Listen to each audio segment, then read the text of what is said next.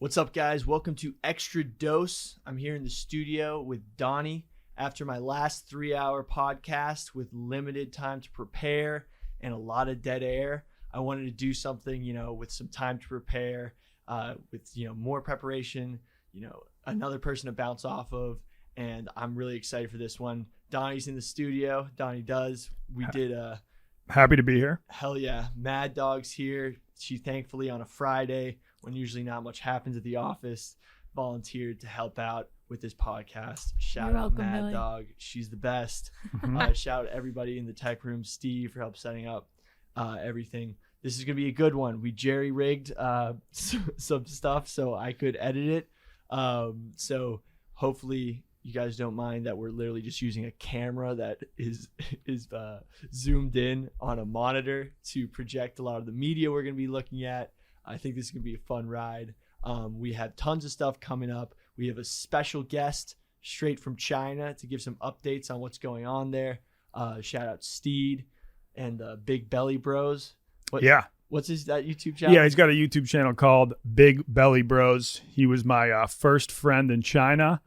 He's a Scouser from Liverpool, so he may be hard to understand. I'm not going to make Billy throw in subtitles for all the words. And he actually brings up something we discussed on a previous macrodosing episode. So that'll be interesting. Patty the Batty and Molly Meatball are both also Scousers, so it's Yes. that type of accent. Mhm. So it's going to be fun. First things first, Don, before we get on this journey, do you want to do some nootropics? I would love some. I have some taurine. It's an active ingredient in a lot of energy drinks. Oh, yeah. But it's not gets you jittery. I think it helps you get into the flow state. Okay. I'm going to take about 2.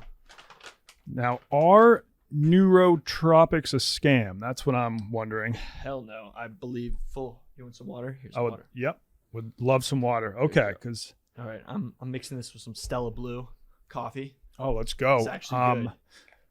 This just in, Stella Blue will be sponsoring me and PFT's trip to Qatar. Oh, hell yeah. Yeah. That's dope. Yeah. Hopefully we don't get arrested for bringing it into the country. But I think they're cool with coffee and tea. I think those are the only two things that we're allowed to do at the World Cup. I mean, by the way, I used to think taurine was from bulls' testicles. Yeah, because Taurus. Yeah. Yeah. And that's why energy drinks that don't pay to sponsor this podcast, no free ads, they may be red Tauruses put in their energy drinks. That's like the active ingredient. Yeah. But turns out it's not. It's just another amino acid. But hopefully this gets us into the flow state, gets us Nice. creative, go down some deep rabbit holes, see what's happening. Isn't coffee from the Arabian Peninsula? Am I making that up? Yeah. Well, I know that the first people to drink coffee was the Muslim world. Yeah. And that it was Muslims that then exposed the Christian world to coffee and got them hooked on it. Well, actually, So I don't know. I know it also grows in parts of Africa, South America, but I think the Arab world were the first people to drink coffee. I just remembered this. The history of coffee, it's actually very funny when coffee first came to the Western world, all the stigmas about it. Yeah. I remember there was posters. I researched this once. There was posters of women, don't let your men drink coffee. It makes them sterile and infertile. And it will make them not want to anti-horny. I mean, yeah, I do know if you everyone says if you start to drink it at a really young age that it can stunt your growth. And I do have a friend who has been drinking quad shots of latte since he was 13, and he is very short. Damn. But yeah, so there's actually one rumor about coffee that when the Ottoman Empire invaded the Austrian-Hungarian Empire and they laid siege to Vienna, it was not a successful siege. And when they left, they just left behind some coffee. And that when they were checking out the remains of their camps, that's where they found it. The Austrians found it. And then we're oh, this stuff's pretty good. I don't know if that's true, but that's one of the stories for how Europe got introduced to it. It's crazy how far into Europe the Ottoman Empire really did. Yeah. That's something that never, for example, they got all the way to Austria. Yeah. I mean, Vienna. Yeah, and like all of the Balkans, that was just part of the Ottoman Empire for hundreds and hundreds of years. And sort of Balkans, not a place that really gets talked about that much. I mean, it does in geopolitics, but like they don't really teach the Balkans in school. Yes. But that's a lot of like Muslim, Christian, like headbutting. Albania, I think, is mostly Muslim. Yeah. Yeah, and that's obviously the whole wars between Serbia and Kosovo. That's because Serbian was Christian and like Kosovo was the very Muslim area of Serbia at the time, and that's what led to all those wars when we were growing up. I used to work with a lot of Albanians, and they like, you know, they're like Kosovo's Albania. That was their whole. They always say that. Yeah. And I was like, I'm not gonna get into that. I don't want to offend anybody, but if it's a different country, how's it Albania? And then now I understand. Yeah, totally. The Serbians say Kosovo is Serbia. The Albanians try saying it's Albania. It's a crazy scene, but beautiful part of the world. And the Muslims also, like obviously they controlled Spain for a long time. Yeah. And then they invaded France, and they almost took over France too, but there was one really famous battle. I think the guy was like Pepin or something like that. He was a French king, and he was the first one to defeat the Muslims. So he stopped them there. They got stopped in France, and then they got stopped in Vienna. But I'm sure if you were alive at the time, you just thought the whole world was going to become Muslim. Well, think about this. The what's it called? Andorra. The whole reason Andorra was allowed to be a sovereign state between France and Spain was because that part of I guess the Pyrenees was like the one entrance point. Like if you were to take an army from Spain to France, you'd go through the Pyrenees, and they allowed them to remain a sovereign state so that it was a buffer. Yeah, so then like if you wanted to invade, you'd also have to invade Andorra, and like people wouldn't want to do that. And if Andorra had a centralized army and powers, they could defend against invading army through that passageway. Andorra, weird place. Now tax haven. Is that where you went when you recently went to Europe? I was just hitting the microstates. Okay, you're the first person I know who's been to Andorra. Yeah, it's like a ski place. Yeah. I went off season, so like everything was cheap, which was nice, and it was great hiking, like up the mountains and stuff. It was like a fairy tale land. Did you do a tour of all the microstates? Because that would be a cool trip. I know. I hit as many as I could. Okay. Yeah. Mostly, you know, it was all buses. It was a whirlwind of a trip. One day I want to go back to Europe when I have some money. You can actually like stay in hotels and like, do it the right way. I'm telling you what, though, when I lived in Europe for a year, it was way cheaper than living in New York. Yeah. Well, it was dope. It was dope because when I went, the dollar was super strong against the euro. Yeah. So like the €2, like you'd come and like, oh, hamon baguette, €2. Yeah. And it's like $2 for a sandwich. Mm-hmm. And like, then a lot of the beers would be like €3. So €1 beers. Oh shit. It was like wild. But Andorra has no taxes, so like so everything was super cheap. Really awesome place. So Qatar. What's this new information that they're now like they did like a bait and switch? Yeah, they've always said that you could get beers at the stadiums 3 hours before and after all the games, and now with less than 2 days to go, they've said now there's no beers allowed at games before or after, unless you have one of like the hospitality suites, which are probably like $27,000. PFT actually knows someone from the churning group who's going to be there. Maybe they invite us up into their box. I don't know, but that looks like the only way we'll be drinking beer at the stadium. But yeah, there are plenty of other places in Qatar where you can drink. Just like a lot of the hotel bars, they have beach clubs, and there's like a fan festival where you can drink after 6:30. But there's going to be like 40,000 people there, and there's one beer tent. It's like I don't want to wait in line for 2 hours for a $14 beer. Jeez. So yeah, it's going to be an interesting World Cup. We'll definitely have to recap it when I'm back. What do you think of the sort of settlements they have in the fan village? Yeah, I'm going to be staying in one of those. It's like a shipping container, but it's been refurbished. It looks better than the tents. That's all Yeah, I'm going to say. That's what I was thinking of. Yeah. The tents gave me big Firefest vibes. Oh, like they OG looked like Firefest. the exact same thing as what they had at the Firefest. And those were like FEMA tents. Yeah. I have one friend who's staying on a cruise ship. That looks sweet, but like the cruise ship was already completely booked when I went, when I tried to find something. But hopefully I'll be at least able to like hop on for a day. Because just being able to like spend your free time on a cruise ship, they usually have pools, basketball courts, bars. Like that would be fun. Yeah, that's where I think all the wags are staying. I saw an article, wives and girlfriends of the players. Yeah. Qatar's like because it's one of the richest places in the world. So it's like if you have the money and the connects, you can live like a glamorous, crazy life, drinking whenever you want, partying on yachts. But it's like if you don't have the access or the money, then you're just like living in a refugee camp pretty much. Yeah. So yeah. What's crazy is Qatar is like such a small country relative to that whole peninsula. And I think it is in itself kind of a peninsula. Yeah. Right. Like it's a peninsula in a peninsula. And I'm trying to figure out, like a lot of those places that strike oil is because they have tons of land and then they find the oil in that expansive land. Like I guess Qatar, like what's Qatar's oil production in relation to the different? I think they got just very lucky that like when they became or like shortly after they became their own country, they found tons of oil reserve that was technically on Qatar territory. Because before the oil, they were just known for pearls.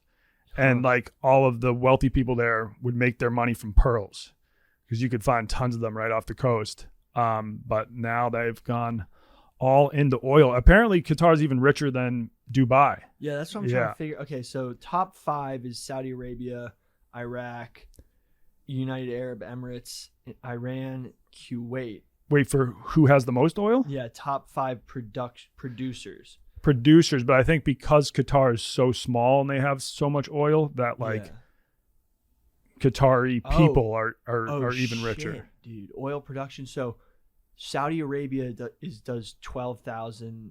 I don't. Oh, in 1,000 barrels. So 12,000.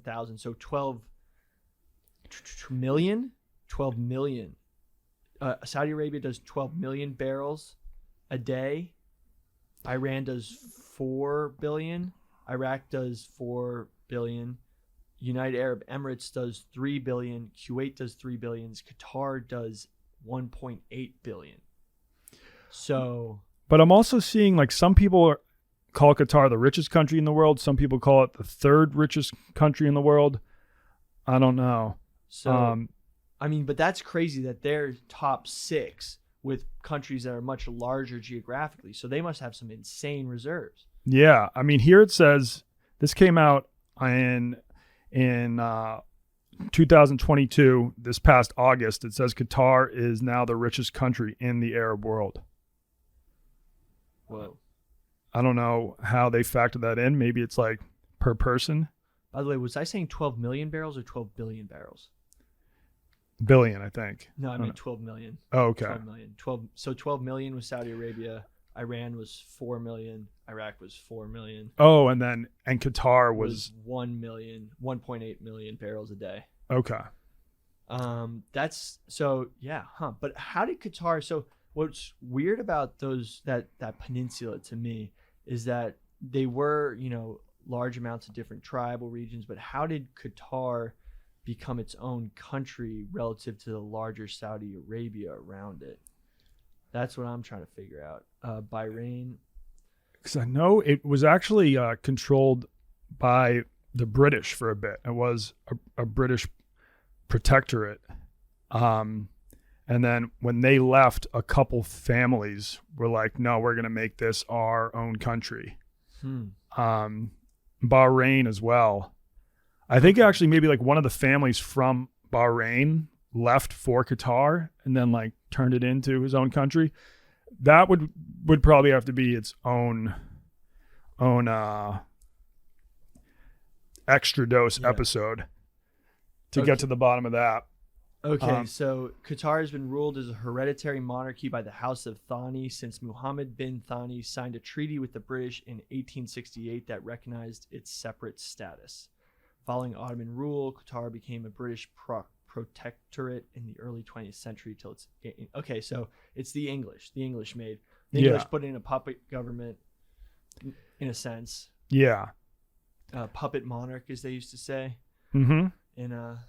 I just think it's wild that, because there's obviously Western media is already pissed off at Qatar for their human rights violations. Like, if they had just allowed beer, that would have done a lot to like get fans, at least who are there, less pissed off. Yeah. Because like after a few beers, you don't give a fuck. Yeah, you don't really give a fuck. So like now all these booze-back soccer fans are going to become social justice warriors because they're like, what? No beer? Well, fuck you. You guys use slaves. What the fuck? You know how much of history was human rights abuses were just looked away from because of beer? Yeah. Yeah. Beer caused so much people to just look away from human rights abuses. Yeah. Have a six pack and no one cares. Mm-mm. But so true. Donnie, I found this video that I think you'd be interested in because of your history in the country. I was the first American, I'm claiming it, to find this video on I'm on some weird forums and stuff. I find some crazy videos that don't hit the mainstream yet. And this was one of them. I think I was the first American to tweet about this video, and it kind of went super viral I think it was from the People's Daily, the Chinese paper. Okay. Yeah. And hopefully, Mad Dog, if we could switch it to the small monitor. I'm sorry about the low tech. I'm just trying to edit this, and I don't know how to overlay it. Yeah. But if we record again, we might have another setup. Yeah. So this is just check this out if you can see this. So apparently, these are sheep in Inner Mongolia, the Chinese side, in Inner Mongolia. And apparently they've been walking in a circle for, I think now 12 days. When it was originally posted, it was 10 days. But they've just been walking. And you were saying that it could be tied to like a brain parasite? Yeah. So, I mean, the thing is people were it was advertised, and I also advertised it on Twitter. Like, no one knows why they're walking in a circle. And everyone was like getting apocalypse vibes. Like, oh, the goats are summoning the Baphomet. Like, that's what's going on. Like, they're the horned god. The horned god. They're walking in a circle to summon him. Like, oh shit. And I kind of played into that because, we're content creators, and, sometimes if you leave out some facts, your posts do better. Yeah. But it's apparently caused by literally a lot of people like, I bet just one goat started following another goat that didn't know it was leading. Yeah. And then that goat just started following, like all the goats started following each other. And that first goat that didn't know it was the leader just started following the follower. And the thing is, that's kind of how it actually happened. Yeah, no. So I actually just last week saw something. This same exact thing happens to ants a lot, because like if one ant gets lost from the trail back to the colony, he'll start walking in a circle, and then all the other ants like follow the pheromone trail of him. And like if you search ants walking in circles, you'll see the exact same thing. I always assumed that sheep were smarter than ants, so that it wouldn't happen. But apparently when this happens to ants, they literally walk in circles till they die. Yeah, so that's what's probably going to happen to these army ants trapped in death circle. Yeah, where they lost the trail back to the colony, and so now all the other ants follow them into just walking in circles until they die. So this one I think is a little different, because the reason why the sheep become so dumb like ants is because they get infected with a brain disease. Okay. And it's much more common in domestic hooved creatures for these brain diseases to evolve. Think Lyme's disease in deer. Yeah. But these degenerative prion disease, like mad cow disease. Yeah. Basically, it either paralyzes one side of their body or also just makes them stupid and makes them start acting like that.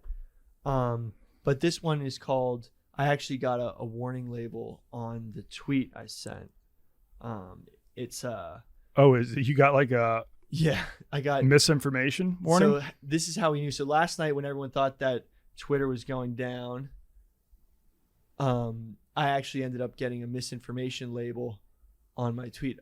It's gone right now, but it had been posted.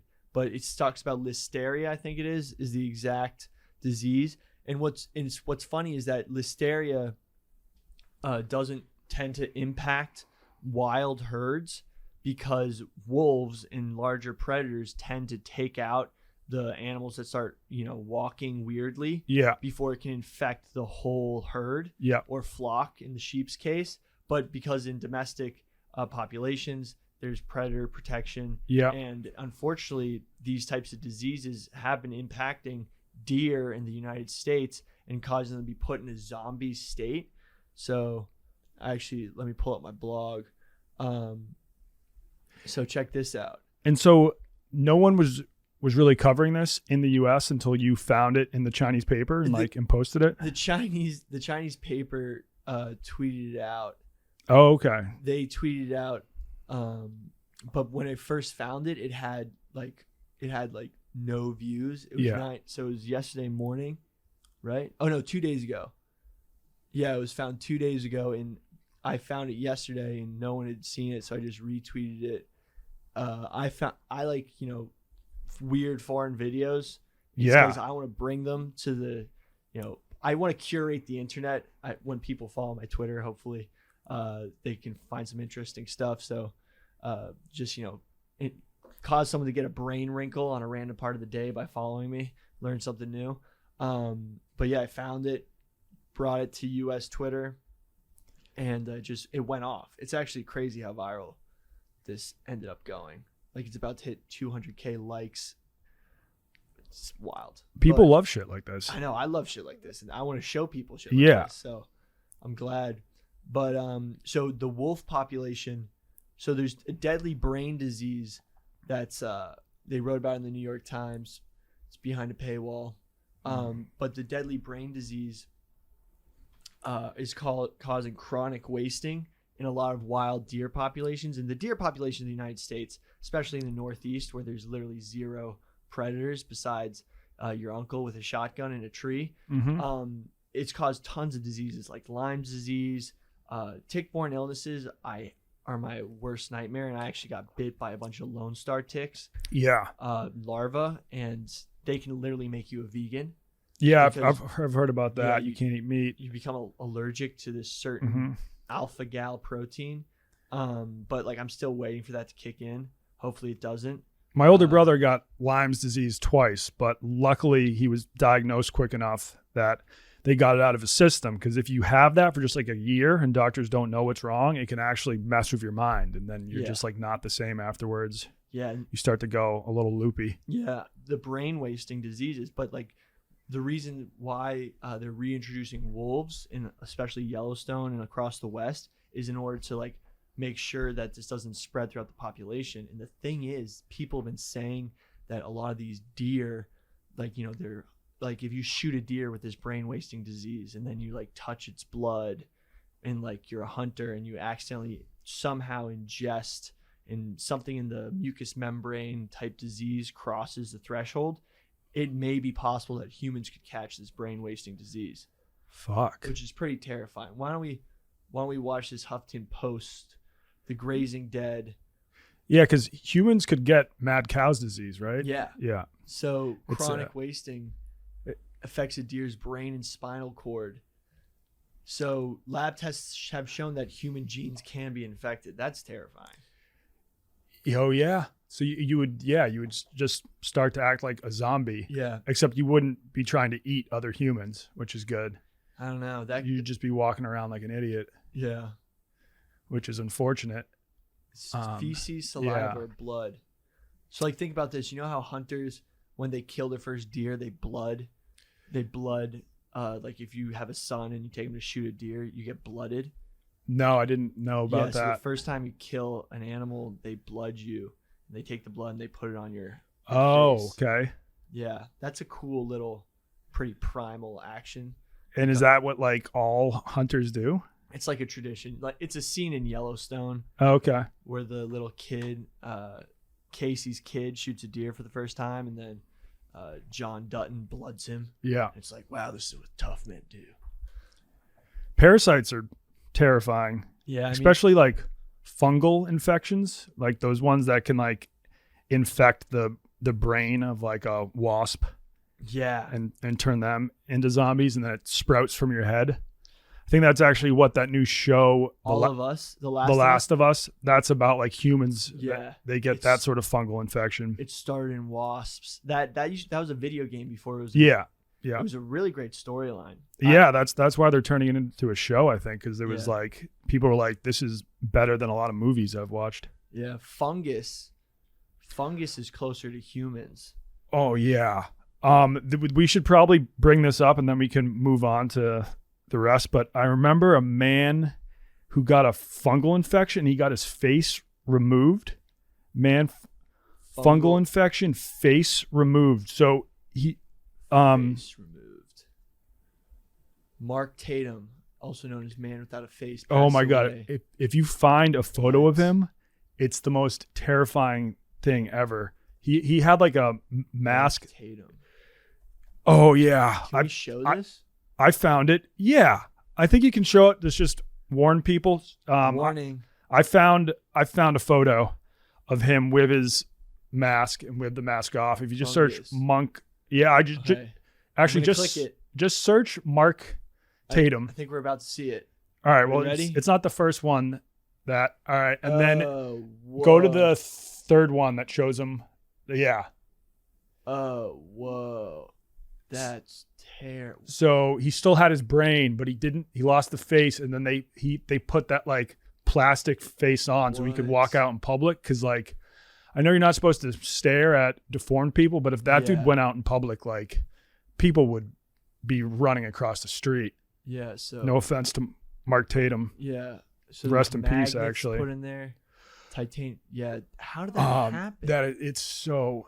That's terrifying. Yeah. So Mark Tatum, also known by the name as the Man with Many Faces, or as the Man Without a Face, passed so this type of infection is not that unusual, but the extent of the damage that it did to Tatum was very rare. Tatum was a medical phenomenon due to the fact that he survived the infection. Yeah. Due to his extreme experience. Whoa. Huh. His cause of death is still unknown. So I feel like not having a face may have factored into that.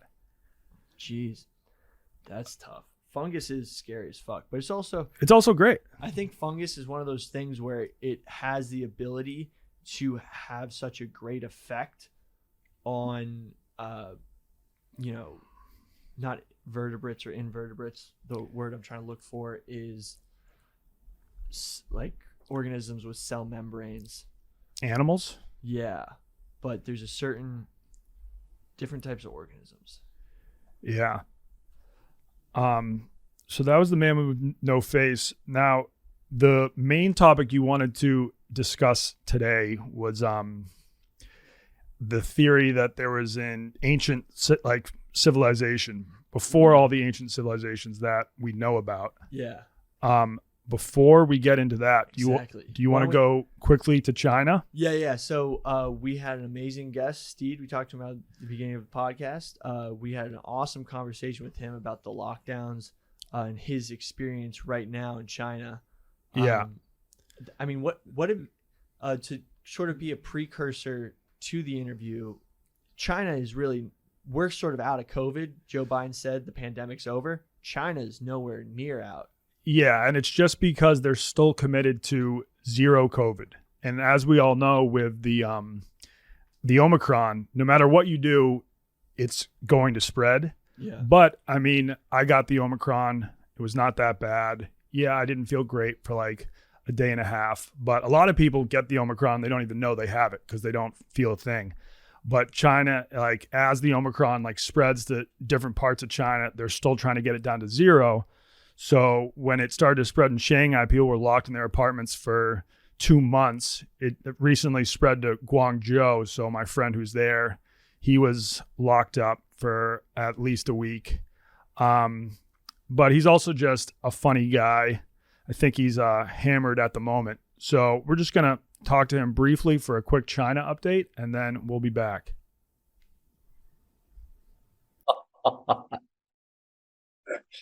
Yeah, got it. Man, how are you? I'm doing well. I'm here with Billy. What's up, man? How we doing? What's happening, Billy? How are you, kid? You all right? Well. We're trying to hear what's going on over there. Yeah, I mean, well, you're about 6 hours too late.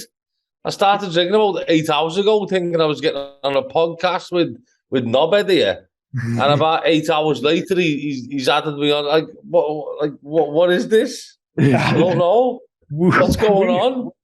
We don't really know what's going on. This is our first time recording a podcast as well. But No. You've recorded many a podcast.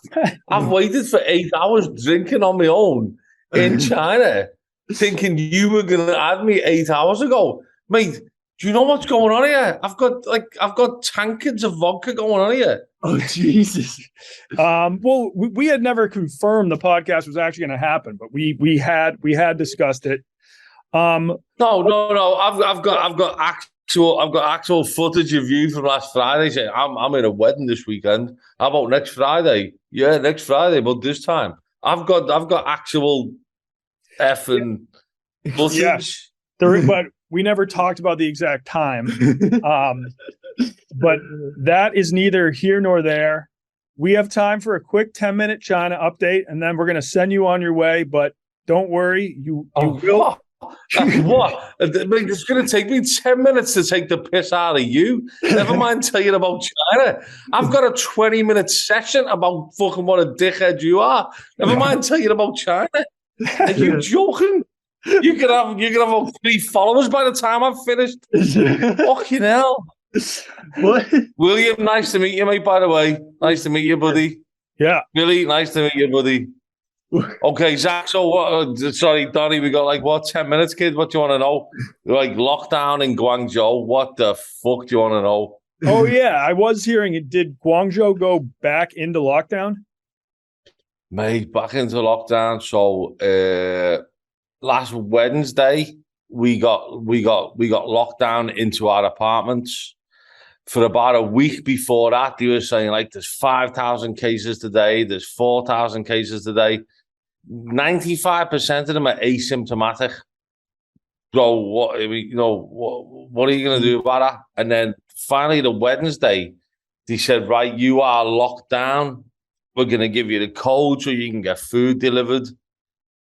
3 days in, no food delivered. It took us till the 3rd day to get our own food delivery, which we had to fight for. It was and we were concerned it was going to be something like the Shanghai one. We thought it was going to be 80 days, 3 months. What's going on? We didn't have a clue. No one had answers, and we just luckily since the last time we spoke, luckily I'm in a really nice apartment now, so I wasn't too arsed. But it was just so swift, so quick. You're going into lockdown. There you go. Done. Nothing we could do. We couldn't get out of our gardens. No one could pass anything in. There was no information, no nothing. It was just wow, you're locked down. How are you getting the vodka? Yeah, that was my question. You're not going to believe how lucky I am. I was looking. We've got this secret Santa group, and there's 40 of us. I'm looking around on Taobao, which is sort of like Amazon or something. And I'm looking around on Taobao thinking, right, what can I buy for $40? Because that's the secret Santa prize.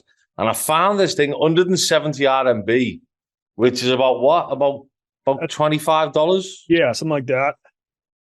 12 bottles of vodka delivered for $25. Is that? Now, this could be blind juice. This could have sent you blind. I didn't know. I just took a gamble, and I was like, yes. And it got delivered about 2 days before lockdown. Oh, that's beautiful. So you're just... I'm so pissed. So it came, and it's done me well. There's about 4 bottles left. Oh, my God. How long have you been in lockdown? It was a week, and we got out of lockdown about 2 days ago, so about 9 days ago. But there were only 700. In my defense, They were only 700 ml bottles. Oh, okay. Okay. I was thinking 8. So I mean, 8 you can do one of them in 3 hours if you really need to. It's not a big thing. Huh. So with the Chinese government, you're hearing a lot about these containment centers where they're shipping people off in these little things and sending them to camps. Yeah. What do you know about that? Okay, so I mean, you know what? At the risk of being shipped off myself, because now you can actually be put in jail for. Look at you, Zach. I can see your little smile there, thinking my mate's going to jail for saying this. I can see your little smile. You come back. Well, we promise not to release this in China.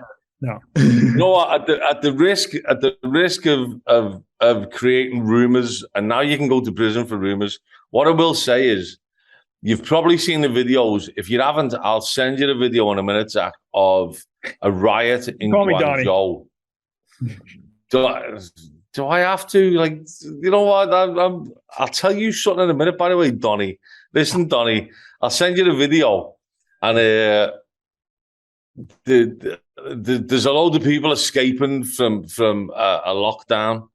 But I seen on Twitter Americans saying, "Oh, those people are going to get shot, man. They're getting shot. These people are getting disappeared anymore." And it's not true, because what China's done is they've given them a vehicle. They've given them a bus back to Hubei, to where they're from, the province, because they were here for a market.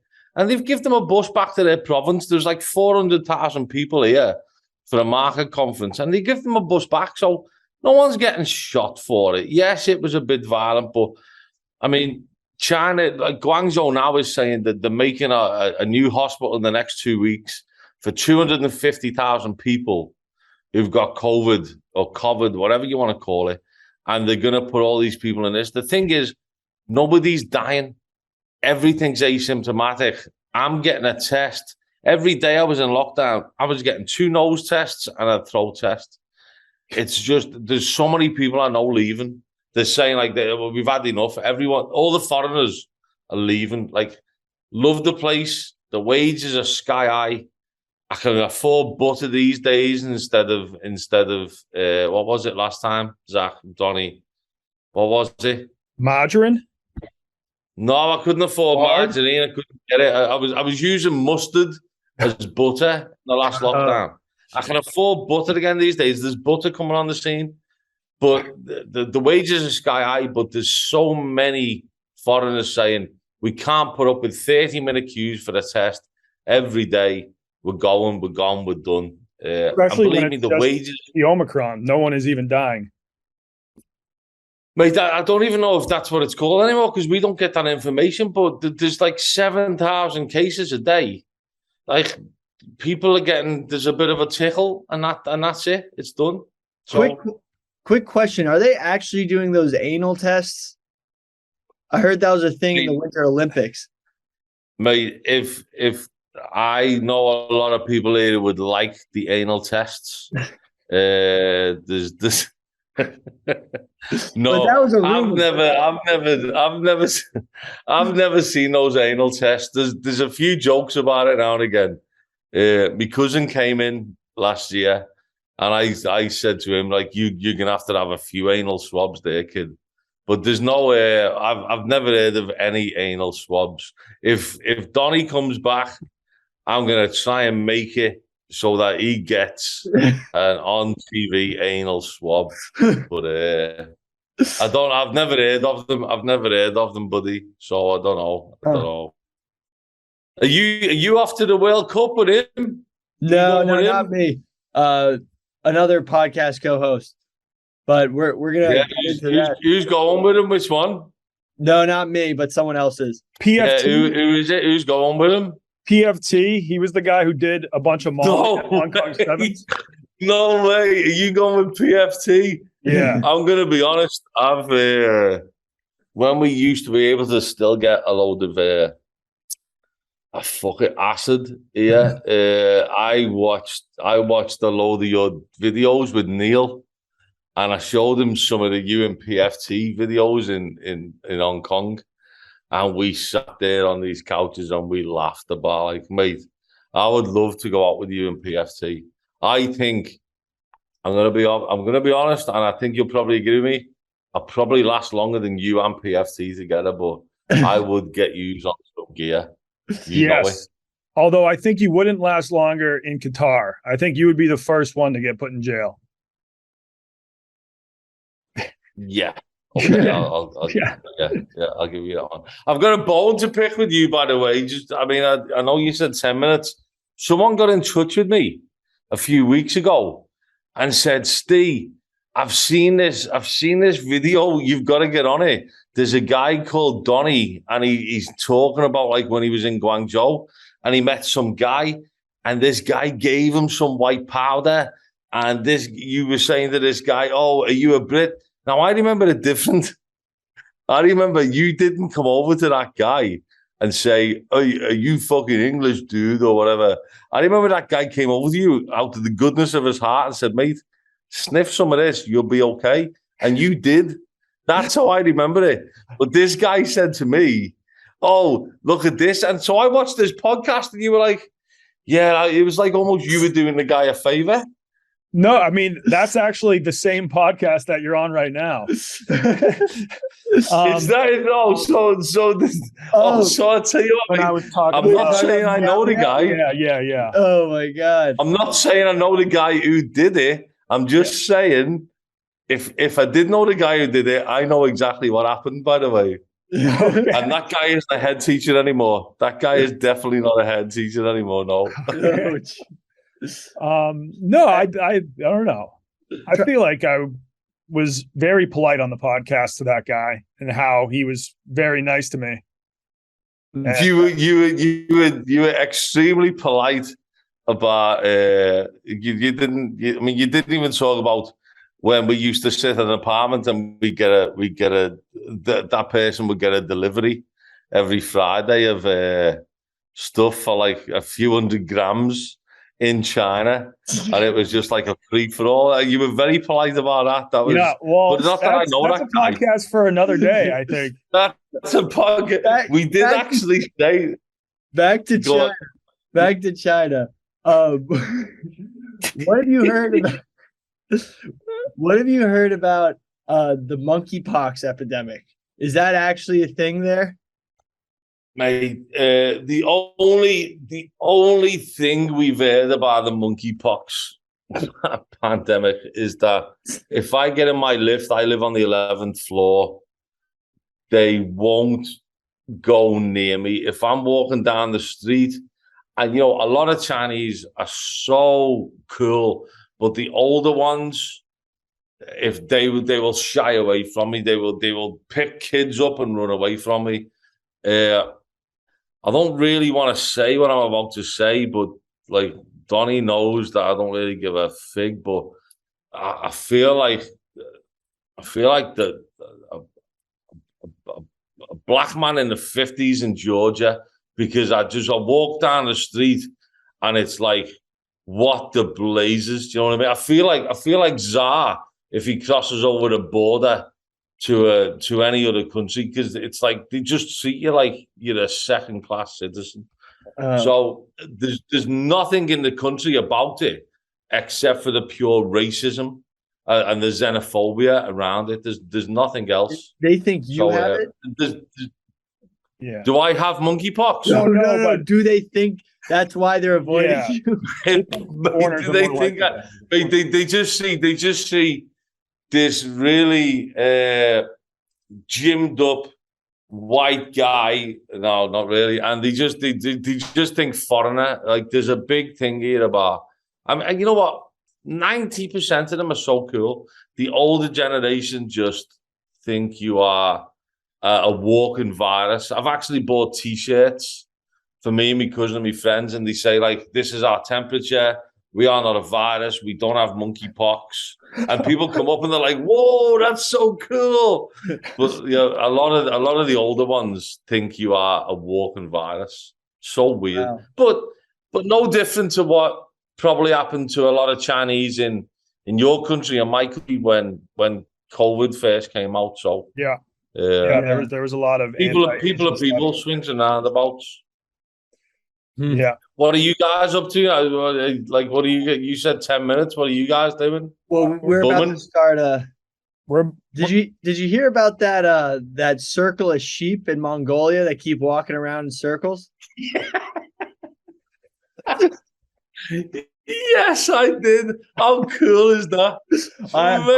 I broke that story in the US.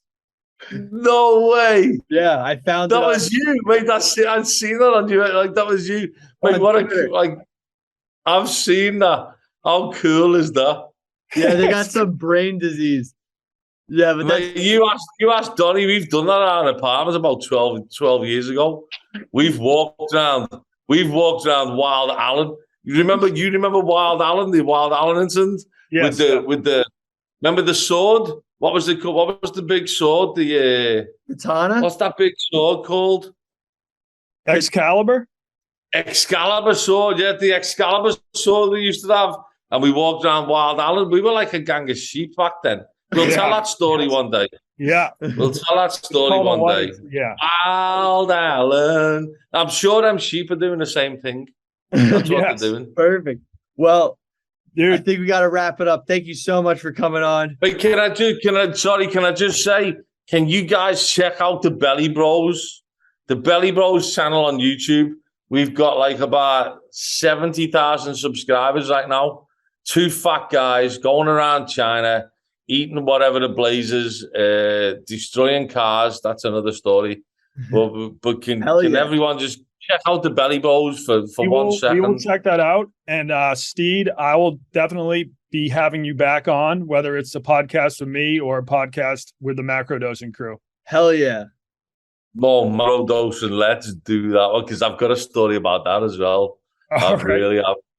But nice to meet you, buddy. Great to Donnie, meet you do well in Qatar. I hope you get forcibly bummed and then put in jail, to be honest, mate. Okay. All right. Let's hope that does not happen, but I appreciate the sentiment.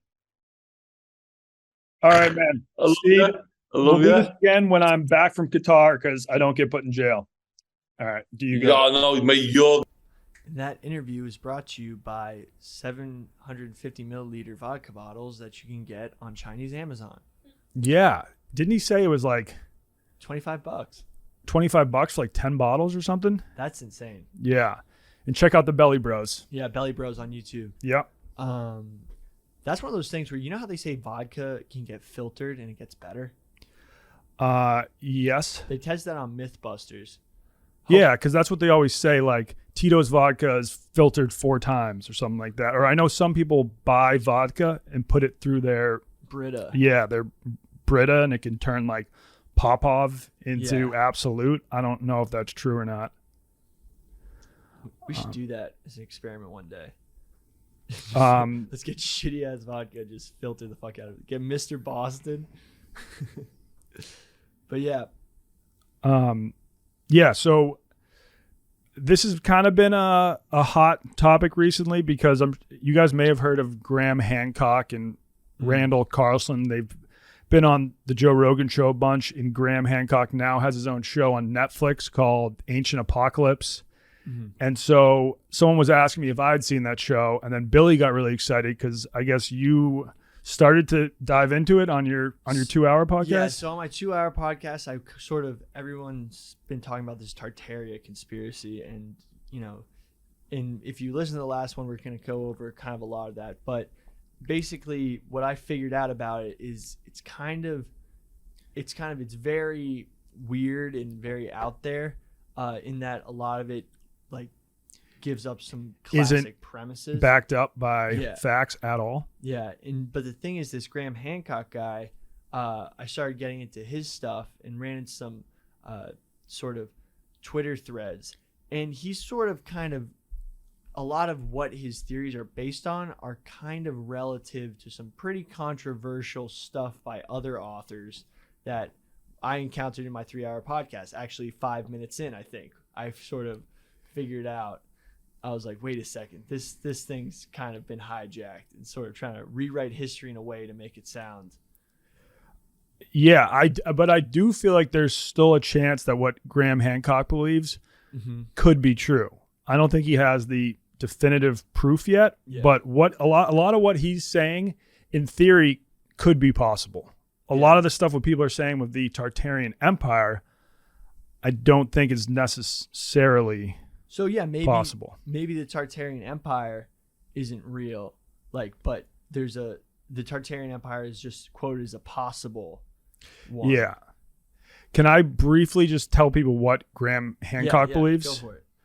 So he believes there was a period of time that started 12,000 years ago to 11,000 years ago or something like that, called the Younger Dryas. And it's when there was a crazy global warming and then a really intense global cooling that happened very fast. And that was around the time that all the large mammals that used to live in North America were all wiped out. And he thinks that was caused by a comet impact in Greenland, which there's now proof that there actually was a comet impact there around that time. And that caused a huge flood, a bunch of natural disasters all over the world. I can send you a map. I'm just going to send you a map to bring up. And he thinks that also potentially wiped out really ancient civilizations. As of now, people think, okay, civilizations started to rise around 5,000 years ago. He thinks they were actually ancient civilizations tens of thousands of years ago, but a lot of them were wiped out by this comet impact 12,000 years ago.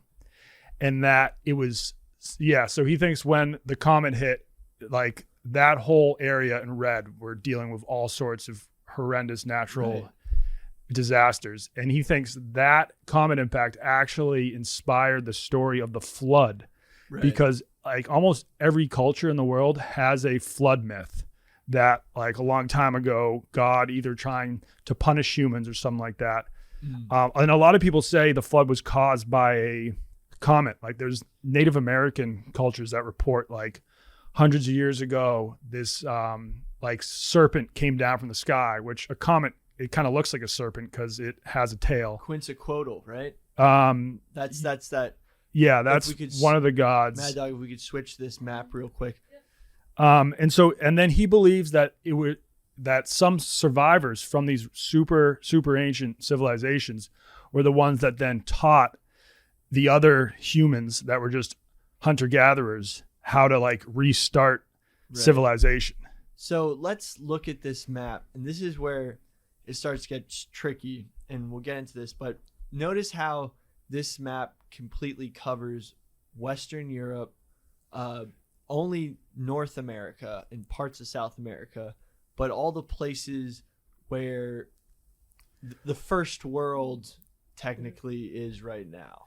Yeah, but the map is there because he thinks there's proof that a comet hit around in northern Canada. I think he thinks that's where it hit. But that's actually, the thing is they've actually found mammoth tusks with not sediment, but almost shrapnel from a comet. Yeah, and there's a layer from 12,000 years ago. There's a layer in the soil that's liquefied something that is only caused from just insane amounts of heat. That is it's found whenever there is a comet impact, that same soil layer is found, and that's found around the world 12,000 years ago, which he thinks proves that there was some sort of comet impact around then. And then you guys may have heard of Göbekli Tepe, or however it's called. As of now, that's one of the oldest monuments built by humans that has ever been found. They think it was built at least 9,000 years ago. What's it called? Göbekli Tepe. Just and he thinks.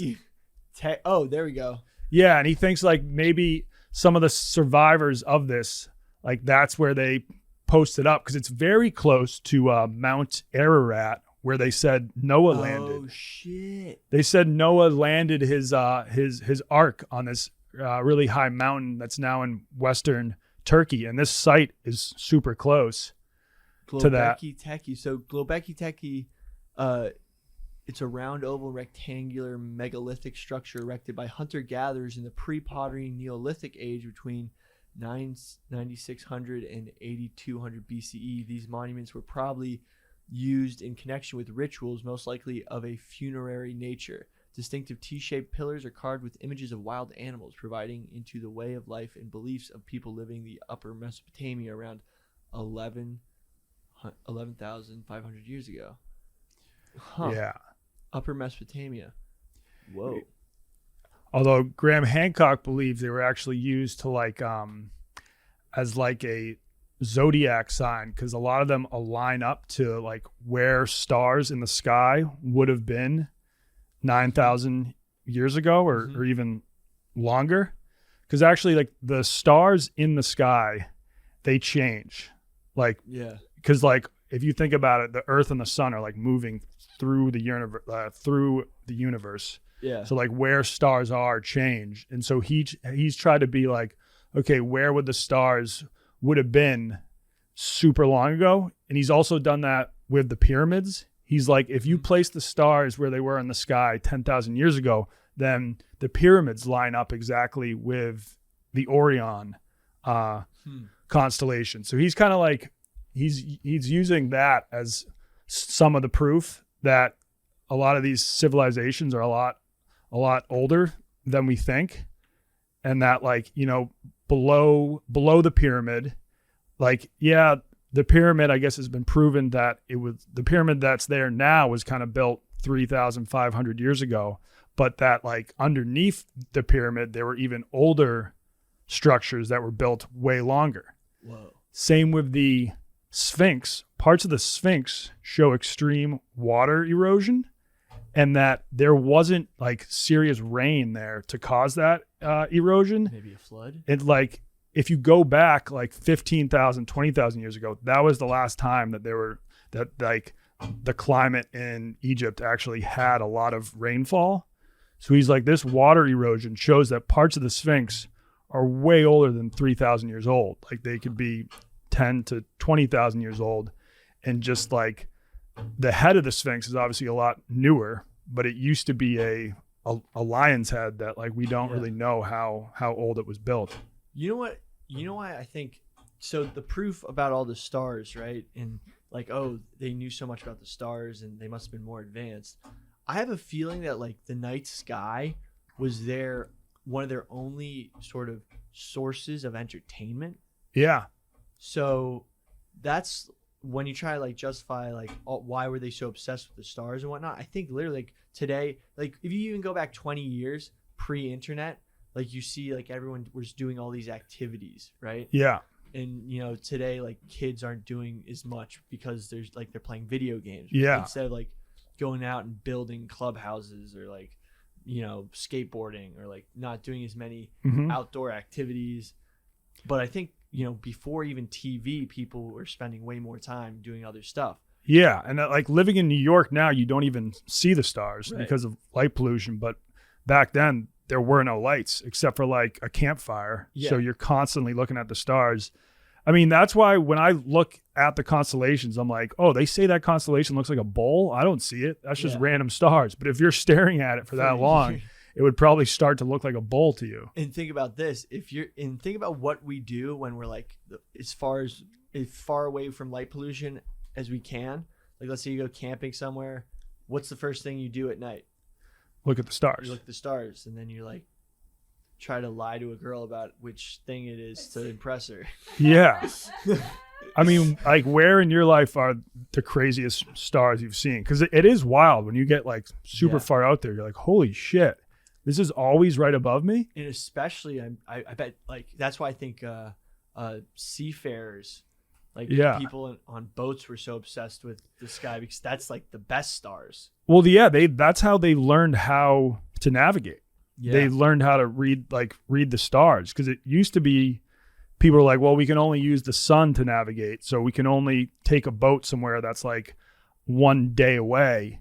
But then they realized, no, like even at night, you can still know exactly where you're going if you just use the stars, which is why I think the stars are how the Polynesians, the Polynesians traveled from Taiwan and eventually made it all the way to New Zealand on like rafts. That's where That was the original starting point of Polynesians. I think I think a lot of those people were from like the Taiwan area, maybe the Philippines too, and they would just be on these rafts for weeks, and they wouldn't run out of food because they could fish and they could get water from like rain and stuff, but the only way they knew where they were going was just using stars.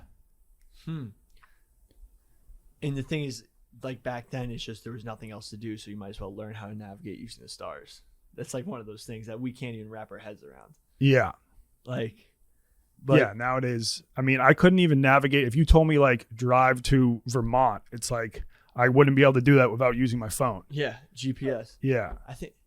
And like, yeah, I remember even my parents back in the day, like my dad, when he was a kid, his parents would sometimes drive Massachusetts to Florida, and they would have to go to the library, and you could like pick up directions to Florida that you could like rent, and his parents would just have to use that. Yeah. I mean, think about it. In the interstate system, even though it's not technically the most direct way, it was just the easiest way. So like if you're going to Florida, just hop on 95. Yeah, you're right. Yeah, it's only when you like get arrive. Off the highway. Yeah. And then first thing you do when you get off the highway is you pull over to a gas station and ask for a local map, and then try to figure out how to get to where you're going. Yeah, dude, having to read maps in the car used to be wild. I have a theory that the GPS is totally fucking up our a muscle in our brain that's been used for thousands of years to navigate, and I think it's because it's gotten weaker of our spatial and navigational awareness. And deteriorated, it may be affecting other parts of that spatial time awareness. Yeah. And I try to exercise my brain by navigating without any GPS. Okay. And low key, I think that not only does that part of our brain determine where we are in space, but also time. And if we don't really know where we are in time, it causes anxiety. Now, hear me out. It sounds crazy. But think about it. We don't use that part of our brain. No. Well, I mean, I think almost all anxiety comes from either worrying about what you did in the past or worrying about what like is going to happen in the future. Like if you just focus on the now, you don't have anxiety. But for the human brain, that's so hard to do. But if you're worried about where you are coming from and where you are going. When you're worried about where you're coming from and where you're going, it's anxiety. If you just focus on the here and now, it solves all anxiety, but that's a lot easier to say than to actually do. Yeah, the entorhinal cortex is the brain responsible for our sense of direction. But back to so the flood myths in the Younger Dryas. Yeah, there's actually a paragraph here where he like lists a bunch of the myths. Like I know it says right here. So the Miami Native Americans tell of a horned serpent that flew across the sky and dropped rocks onto the land before plummeting into the river. And then the Shawnee refer to a sky panther that had the power to tear down a forest. The Ottawa talk of a day when the sun fell from the sky, and when a comet hits the thermosphere, it would have exploded like a nuclear bomb. But you have flood myths, really Mesopotamia, obviously Israel, the Hindus have one. Pretty much everyone, the Egyptians have one. The craziest thing, and I think their biggest point, is all the similarities between structures in different parts of the world.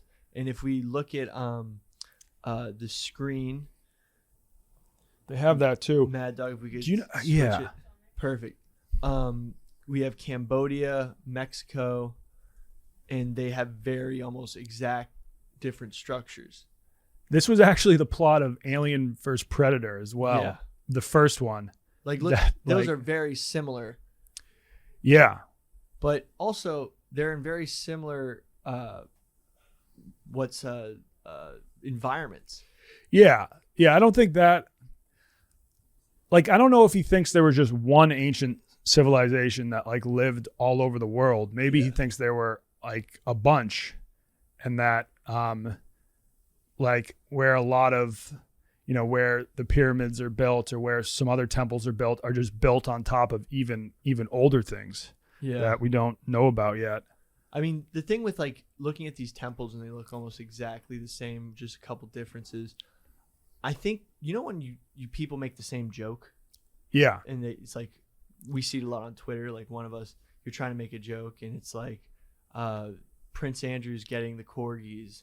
And there's like 10 people going, the number one groomer, because it's like linking pedophilia. You're relating that to pyramids. Like, I think it's like, we need to build a tall thing. Like, how do we do it? Let's start with a big base and then put stuff on it. And like when you like little kids, when they're stacking blocks, they just make pyramids. Yeah, because it makes sense back then. You look up into the sky and you're like, you see all the stars. That's where the gods are. So if you build something tall, you're closer to God. Yeah. So yeah, it makes sense why all these people want to build like tall structures to honor the gods. Yeah, and all this talk about different walls around the world looking the same, like people can. Yeah, that I mean, but if you watch that show by Graham Hancock, he goes to a few sites, like some of the oldest sites in the world, and tries to prove that they're even older than what most mainstream archaeologists are saying. Yeah. Because that's the thing, you can't carbon date like a rock. Right. You can only tell how old a rock is if there's some sort of organic material like that's on the rock. Yeah. I mean, because rocks are the oldest things ever. Yeah, you couldn't find it. The only reason they could tell how old Göbekli Tepe was is because whoever built it, when they left, they actually buried the whole thing. So the organic material there, they could see how old that was because it had not been tampered with and had not been exposed. So for some reason, whenever the people who built that left, they had it all buried. Did you think it was they buried on themselves? Purpose? Yeah, that's what people are saying, that the people who built it buried it themselves whenever they left or stopped using it. Crazy. Which is wild.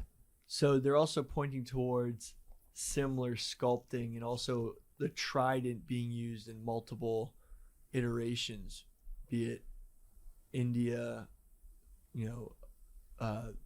Poseidon, then also this looks like a Mesopotamian figure in golden funeral masks. I think the whole thing about everybody being like, why is this so similar? I mean, all these people did sort of grow up in the same neighborhood, being Earth. Like they all had access to the different elements that were on Earth, be it gold, gold became the best thing because it was the most malleable and lasted the longest. And looks cool. Yeah, it's gold. Yeah. No, I don't think like that stuff necessarily proves it. It's more when he's talking about how old some of these things are. Like apparently there are chambers in the Great Pyramids of Egypt that still haven't been explored. Oh, wow. Like they can use a radar to see that they're there. But they can't get to them? I don't know. Or they haven't gotten the clearance to excavate them. Like, look up, where's the pyramid in Indonesia that he claims is a lot older than people say? Oh, yeah, it's called Gunung Padang. Gunung Padang. They think that the world's oldest pyramid could be hidden in this Indonesian mountain. A scientist claims the world's oldest pyramid is hidden in an Indonesian mountain. When Dutch colonists became the first Europeans to discover Gunung Mount Padang in the early 20th century, they must have been awestruck by the sheer scale of their ancient stone surroundings. Scattered across a vast hilltop, since described as the largest megalithic site in all of southeastern Asia. But those early settlers couldn't have guessed the greatest wonders of all may lay hidden buried deep in the ground below their feet. In a controversial new research presented in the AGU 2018 fall meeting, a team of Indonesian scientists presented data to make their case that Gunung Padang is in fact the site of the world's oldest known pyramid-like structure. Their research, which has been conducted over the course of several years, suggests that Gunung Padang is not the hill we think it is, but actually a layered series of ancient structures with foundations dating back some 10,000 years or even older. Our studies proves that the structure does not cover just the top, but also wrap around the slope, covering about 15-hectare area, at least the authors write in their abstract for their new poster. The structures are not only superficial, but rooted in greater depth, using a combination of surveying methods, including ground penetration radar. The team says Gunung Padang is not just an artificial structure, but a series of several layers built over consecutive prehistoric periods. So let's try to zoom in on this. So layer 4. So what do they think is there? Apparently there's some like chambers inside that they haven't fully explored yet. Wow. So what's he proposing? That there was an ancient civilization that's much old, like that's at least 15,000 years old or 20,000 years old, and that it was wiped out by this comet like 12,000 years ago, and that some survivors from that, because a lot of ancient religions, they talk about these sages that these sages who brought civilization to humans, and sometimes they're spoken of as gods, but those bringers of civilization that they call gods were actually survivors from this ancient civilization that taught some of the more primitive humans who also survived the comet impact. They taught them how to do agriculture, and taught them kind of the basics, because really close to Göbekli Tepe is also where they think agriculture first started. Coincident? Yeah. He thinks not. Well, this guy, so this article you sent, look at this. So this guy was trying to make a genealogical explanation of all of this. He talks about Denisovians, which migrated, are different hominid. And if you look at this, so this exact article, so there's another human species that they just sort of discovered that was sort of kind of like Neanderthals, kind of not, but definitely not human, called Denisovians. Yes. And this guy's claiming that a lot of the demigods that all have similar type structures, be it the three-pronged trident, similar building structures and themes and myths and whatnot. So he says some open questions to ponder over. Were the ones we call as demigods a result of Denisovians mating with the modern human being? Fun fact, Indian and other southeastern human DNA is 2.4% Denisovian.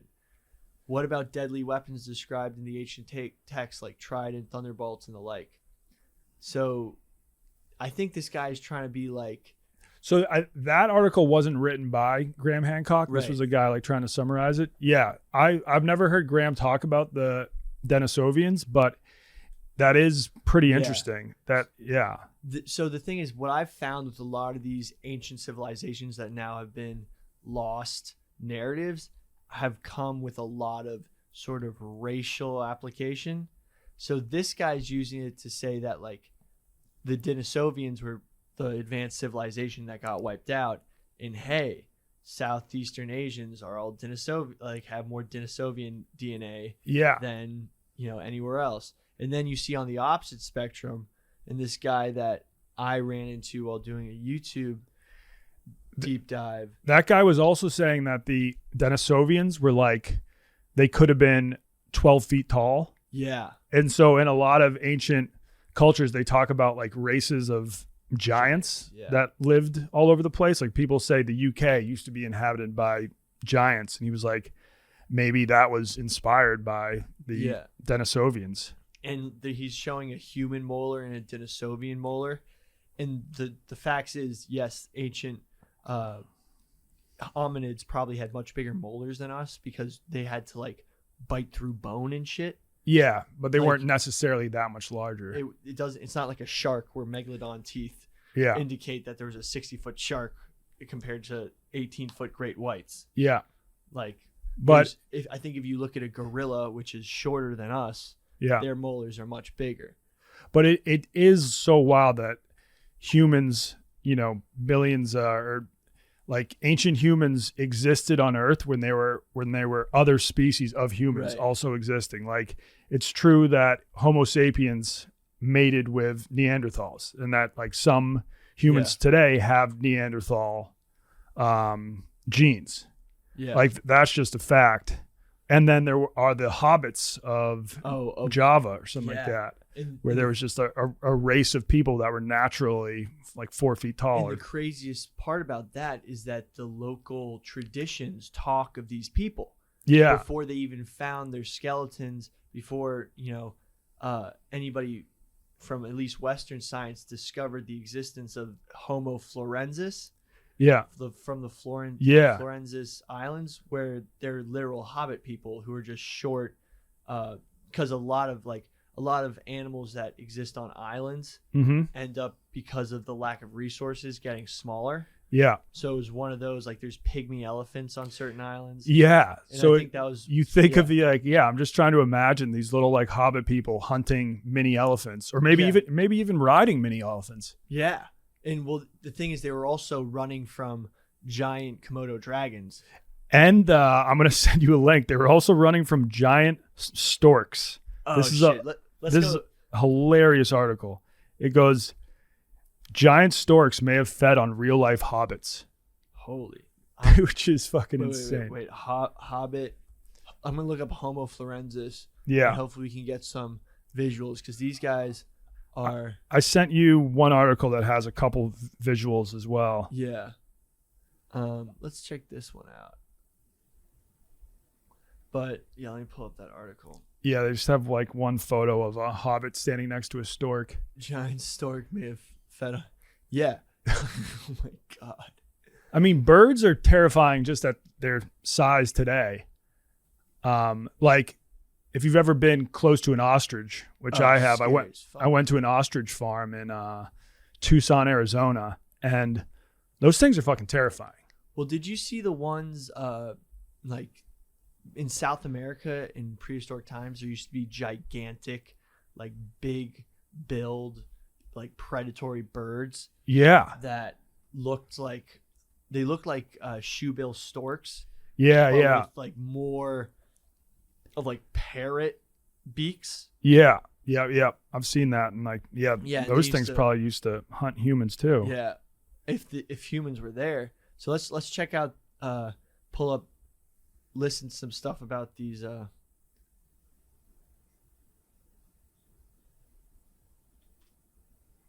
Whoa.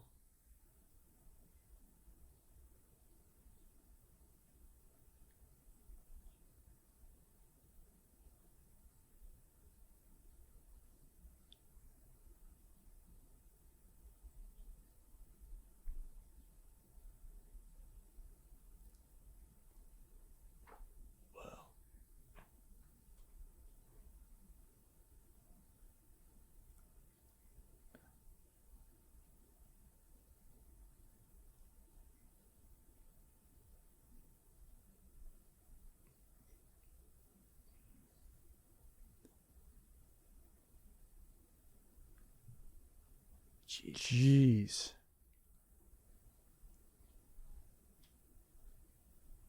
Giant rats?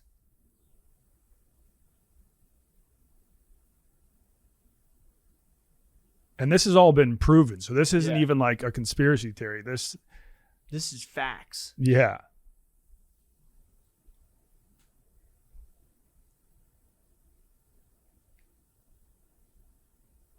Someone should just make a movie about.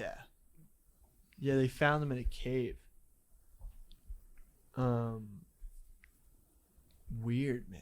Yeah, imagine having to contend with giant storks and giant Komodo dragons. And have little... They definitely were riding little elephants. Yeah. It's just I don't even care. I just love the idea of these little people riding little elephants running away from giant Komodo dragons. I bet you 10 hobbits on 10 little elephants could take down a Komodo dragon. That's probably how they dealt with them. Yeah. That's like one of those things. The little elephants probably self-domesticated with the hominids and were like, let's go fuck up these Komodos. Yeah. If we combine our resources, we might have a fighting chance. Yeah. Wow. Well, what were we talking about before this? Flood Denisovians? Yeah, we were talking about Denisovians as well. And you were going to go into how there was that one guy who had a very controversial theory, and that you think that Graham Hancock's theory like could be accused of white supremacy or something like that. So a lot of this stuff. Oh, so in this Twitter thread by an archaeologist starts to critique the ancient apocalypse type of rhetoric and saying there was a giant flood, it wiped out this whole group of people. The reason why archaeologists don't recognize this is because it would destroy their whole life's work and change everything we know today. Graham Hancock is also not an archaeologist. He considers himself a journalist who investigates human prehistory, which is weird because journalists are supposed to, study what happens today. Prehistoric humans can't give interviews. So the reason why it sells, it's attention grabbing, but the thing that starts to get a little weird is he references specific nomenclature, specific quotes that are sort of dog whistling to this whole other type of pseudo archaeological science that kind of dates back to the Nazis. How so? So one of them is a species of amnesia, where he says that a lot. One second, just trying to find the exact one. So the New Atlantis, let me find the exact part where they talk about it.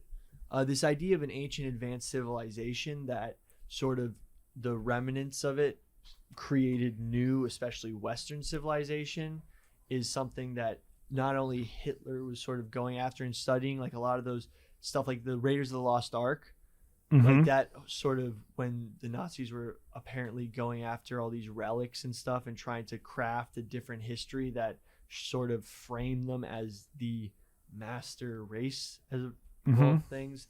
Basically, that is sort of the source of a lot of this ancient civilization that is disappeared. So Tartarian Empire is one of those things that is one of these ancient civilizations, and there's this one guy, Robert Sefer, who the Great Tartarian Empire, Robert Sefer, to all these ancient civilizations, they all try to ascribe the ethno significance of who was in those civilizations. So this guy, so they're trying to say that ancient civilization was Caucasian or something? Is that why it's like tied into Nazism? Yeah, and basically, this is a continuation of an ancient advanced civilization that ruled the world. So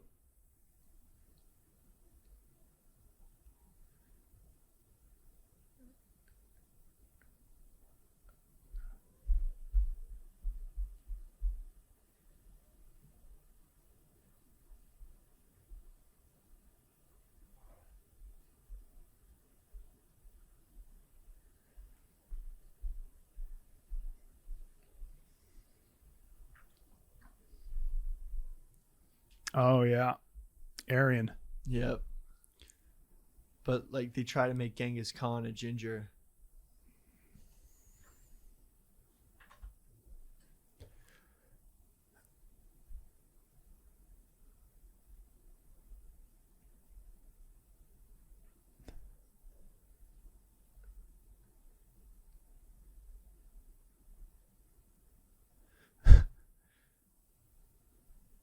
Yeah, so he's basically saying like Genghis Khan was a ginger. Buddha was white. Buddha was white.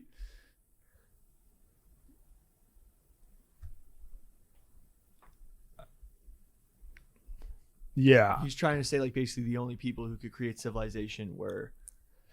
But like in that conspiracy theory, they were also like pointing to just random beautiful buildings that like we know when they were built and being like the Tartarians built those. But it's like, no, like those weren't built that long ago. Yeah. Like even the 1800s. So there's actually a Twitter account that I've been following just like to get into Tartaria architecture. No. Tartarian architecture. But you could basically, on the surface level, Robert Seifer, that's where they're talking about Graham Hancock. A lot of the surface level of Graham Hancock's theories, basically, if you get down to the root of them, all get Tartary Republic is the Twitter account that basically it just like it points out buildings and he's like, that's a pretty sweet building. It was definitely built by ancient aliens, but it's pointing to like churches that were built in the 1800s. Yeah, who built this? Brazil, Chicago, Germany, all these places, New Tartaria. Yeah, like, it's like, no, they're actually just remnants left over from the Tartarian Empire. And I'm like, no, that is Renaissance architecture that we've been emulating because it was some of the best thinkers of our time. Like, that's who built all these places. They also point to like modern architecture. They're like, well, none of the shit we build now looks like that. Now we're just building these like glass skyscrapers. It's because we don't know how to build that stuff anymore because we forgot the knowledge that was given to us by the Tartarians. But that's like they're pointing out to buildings that like aren't that old. And they're pointing to a lot of ancient structures like pyramids, the Great Wall of China. But the thing is, I think if you look at Graham Hancock's books, he sort of pushes this theory. Well, Graham Hancock, as far as I know, he's never talked about the Tartarians. Right. I think that's even more fringe than him. Books he did. I don't know if he's a little wacky, but I think he's like, if I start talking about the Tartarians, then people are gonna completely count me out. Yeah, but he's like, I'm gonna just like say the groundwork that can get people to start going that way. And what's the other thing? So a lot of the rhetoric that he uses about these ancient civilization are the same rhetoric that this guy who's saying Tartaria is basically the ancient Asian, like super civilization that, the Germans were trying to reconstruct. But the thing is, Tartaria was a real place from cartographers. It's just, and this guy does a great way explaining it. And by the way, they also said that Tartarians had advanced technology that Tesla almost discovered. Yeah, now Graham Hancock does talk about that. Oh, he does? Yes. And on the most recent podcast that he did with Randall Carlson, they said that Mazda or something has been doing research into this ancient form of technology and that they've already gotten some patents. So like now he's allowed to talk about it, which they think, because if you look at a lot of like ancient stories by the Egyptians and a bunch of other cultures, they talk about like being able to move stones with their voices, like by like chanting, they can move things. And Graham thinks that's based on an actual real form of technology that people used to have. And then Randall Carlson was claiming that companies today are researching that form of technology. Yeah, and that's part of what made like Tartaria so powerful. So here, I think he said Mazda, which is crazy. Ancient form of technology research. Yeah, I'm gonna see the reason why Tartaria was such a large expanse on these old maps from the Middle Ages and from a lot of Western cartography is because as you went to Mongolia, right? No, I've not.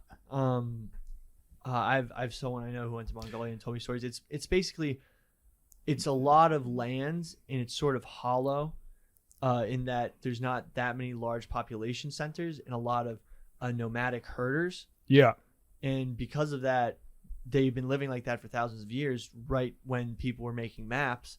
So what are you going to call that huge expanse that is lightly populated. That's mostly the region that we think the Tartars used to come from, and it's just a nomadic people that used to be the Mongols, and they just are now just sheep herders, just living the same life they have since then.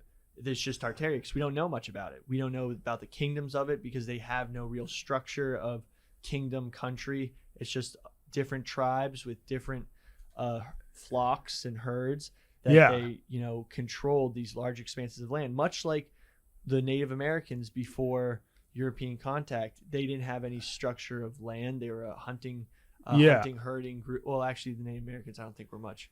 Yeah, like Mongolia didn't really have, like, when they conquered so much of the world, but they didn't like have a huge capital city for a while because they were just used to just wandering around and conquering. Like, that was the lifestyle they just chose to live. But then they did eventually build a giant like Mongol capital at Ulaanbaatar, I think. Yeah.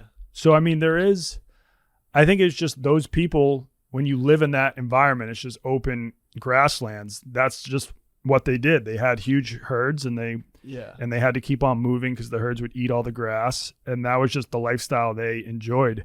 It wasn't until they conquered huge cities and stuff that they started to settle down. Yeah, and that's when they became softer, and that's how they eventually stopped conquering the world, because once they settled down, you become a much softer human being when you're just constantly on the move and constantly battling. Right. But yeah. So to wrap that part up, basically the thing about Graham Hancock is it would be like if someone uses a lot of the same terminology and beliefs as far extremists, but it's just sort of like, it's a lot of dog whistles people are saying for this weird, because, like, for example, are people saying Graham Hancock's a Nazi? Yeah, low key. I don't think anyone's actually saying that. Said it out loud, but said that he sort of has these different. He uses so for example, when the Nazis, like, there's this whole conspiracy that Operation Paperclip. Have you heard about this? Not Operation Paperclip. It's a different one. It's the American Exploration. Are you guys allowed to play a Rogan clip on the podcast? I don't know. I don't know either. What was that? So, Antarctic Service Expedition. It was in like the 50s. I'm forgetting it.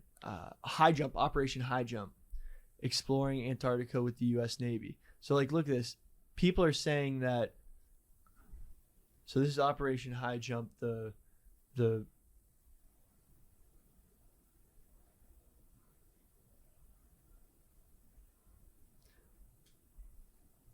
So this is the 1946 expedition. After the war, apparently, U.S. military sent a bunch of people to Antarctica, and if you can see here, they're just like doing stuff. But the theory is that the Nazis had created a super base.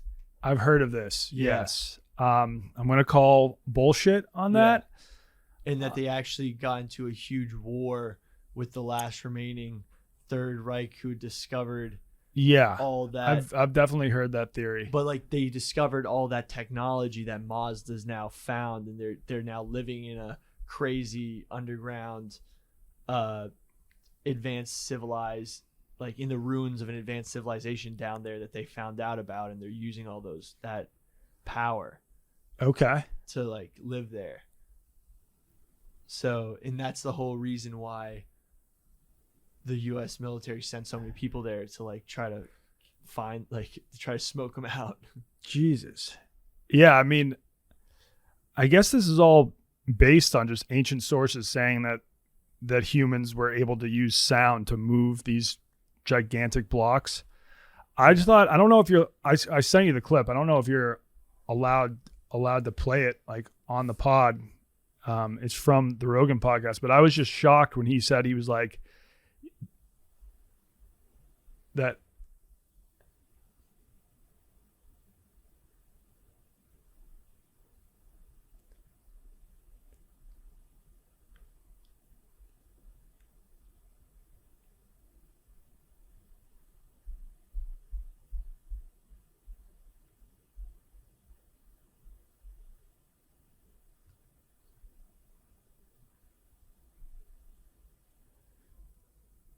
You can fast forward it a tiny bit.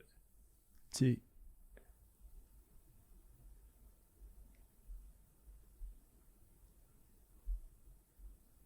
Yeah.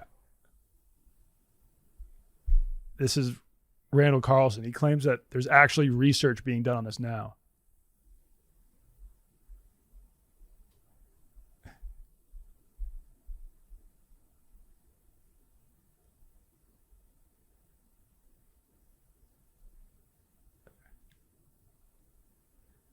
He's talking about Tesla right now.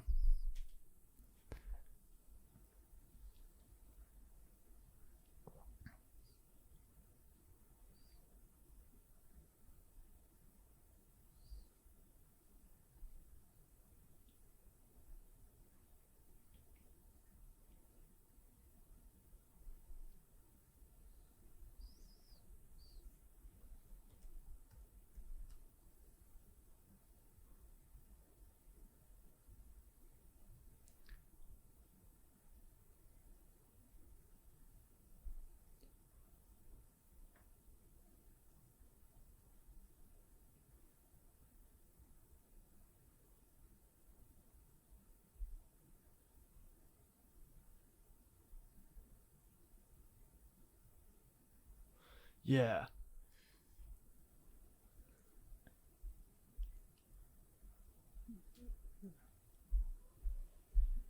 So that if you like knew the frequency of a giant block, you could then control the giant block if you could like match its frequency.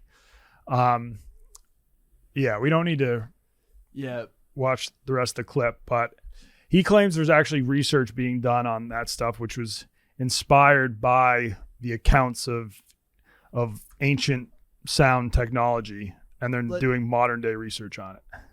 Let's look that up. Ancient sound technology. Yeah, I think if you just search ancient acoustic levitation, floating on a wave of sound, archaeoacoustics.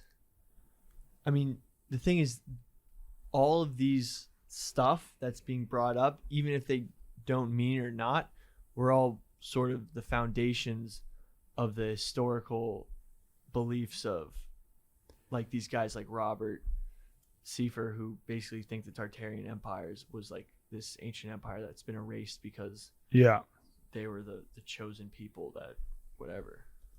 Yeah, no, it's wild.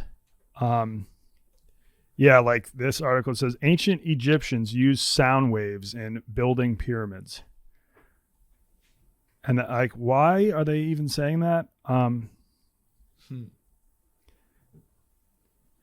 mean, I'm trying to look in Hancock's works right now where he might, the Sign and Seal. The book of his I'm reading right now is called Magicians of the Gods. Yeah. Where he just tries to prove how like so many monuments around the world could be a lot older than we think they are. Yeah. You know what when I finish the book, we'll have to rehash it. Yeah. You know what I 100% believe? What? That, so you know how the Mayans, the Incas disappeared without a trace? No, not the Incas. No, the Mayans. Who's before the Mayans? Yeah. The Mayans disappeared. So they think that was because of like climate change, and that I think they have a pretty solid theory on that. Is that they lived in these giant cities, and when there was like a drought where it just led to like not enough food. There wasn't enough like food and resources to keep these cities functioning, and so like people had to eventually flee the cities and revert to just living off the land. I think that's why they think, because there were all these Mayan cities that were just like all of a sudden completely abandoned. So these 5 lost civilizations, conflict, climate, and economic collapse, brought these often mighty empires down. So we have the Mississippians, which were a group, a Native American civilization that was highly advanced in that they had large structures. Yeah, and that the remnants of the large structures they had are right next to St. Louis. Yeah. That's like the Cahokian civilization. Yeah. I think they were the most like advanced civilization we've found in North America. Oh, that's why Big T thinks St. Louis is a fake place. For some reason, he thinks St. Louis is fake, and I actually texted that into the group chat. It's because there was an ancient civilization that was there. Yeah, the Cahokian mounds. You can see them if you're in St. Louis. I have been to the St. Louis airport, and I spent the day in St. Louis. It didn't seem fake, but it did seem like not a real city. It was it's just like, most cities, there's a lot of activity going on. I was walking around there while the World Series, during the NBA Finals, I was watching them there, and the place was dead, absolutely dead. So, I mean, but it did exist. It was real. I was not dreaming, but it seemed like I wouldn't call it a city from my experience being there.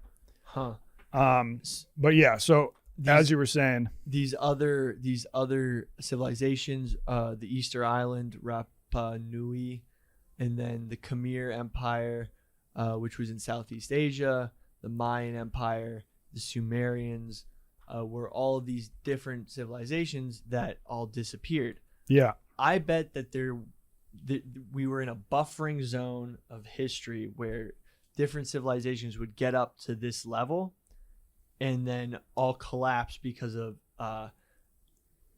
weather, climate change, whatever. Like the same things that took these ones out. It was overpopulation, environmental degradation, warfare, drought, and shifting trade routes, which, that has happened a lot. I mean, like Rome went from being one of the biggest cities in the world to then in the Middle Ages, there was a time when only like 500 people lived there. Like it went from like 1 million people down to maybe like 1,000 people, just because everyone left. Like it couldn't support people anymore. And I think the reason why they weren't able to reach a certain height of technology is because they all existed in perfect time periods where weather allowed them to exist.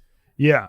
And then something happened, droughts that made them collapse, until a perfect moment happened in the warming period of Europe after the Ice Age that allowed civilization to finally, and also it happened in multiple places around the world. Yeah.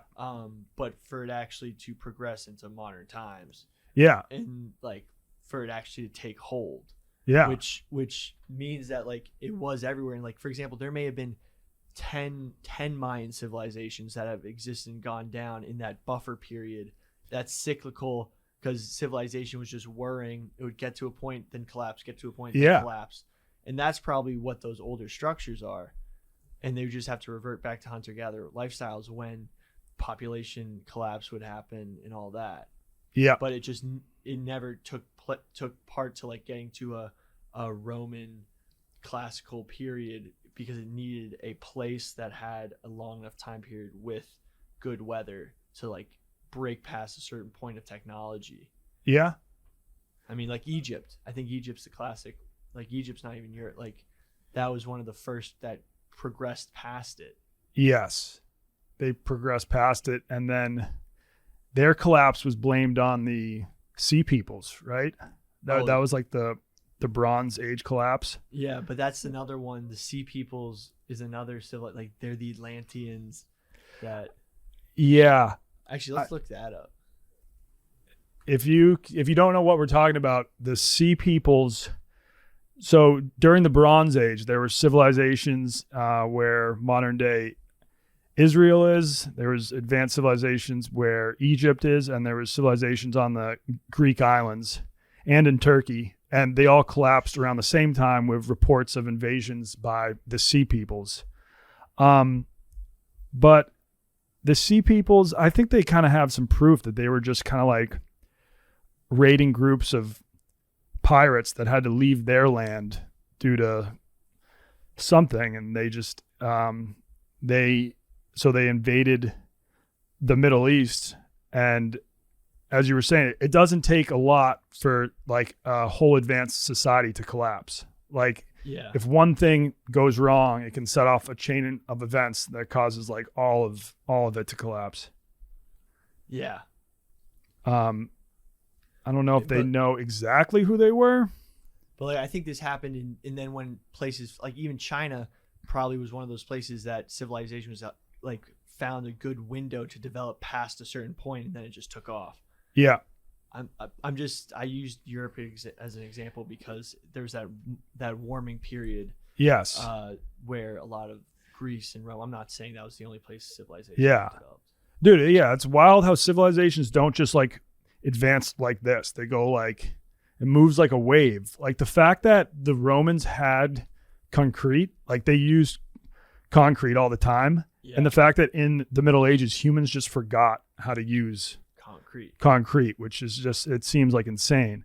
I mean, for us to forget how to like, I don't know, you could see at some point if like civilization starts to break down, not enough people are going to school, like humans in 1,000 of years could like forget how to make or operate some form of technology that we have now. Yeah. I mean, we forget stuff that we used to know when we were younger. Yeah. Like I used to know. I don't even know what I used to know. You know, like I used to always have to write in cursive. Yes. Now I like don't even know how well I could write cursive. I forget how to write. Yeah. I just type and text. So things are forgotten.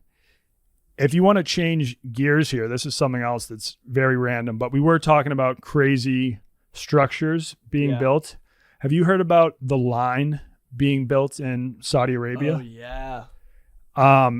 How long is it? It's like a building that's going to house a full city.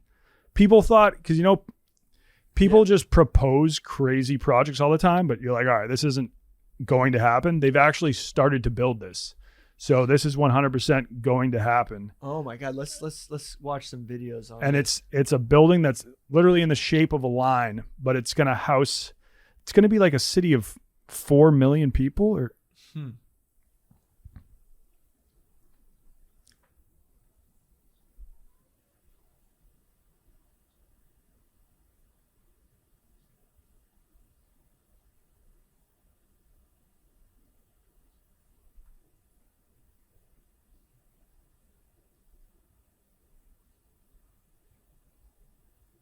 $9 million. Holy shit.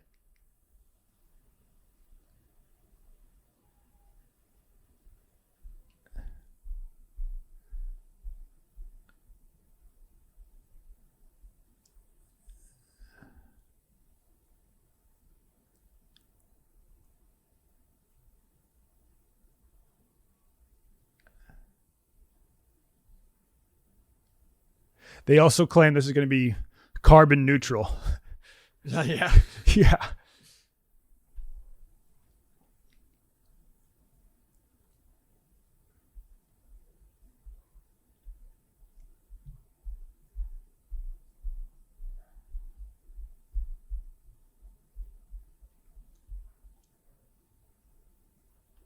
So it's like an Empire State Building that's 170 kilometers long. A mirror glass facade? Yeah. So you wouldn't even really be able to see it.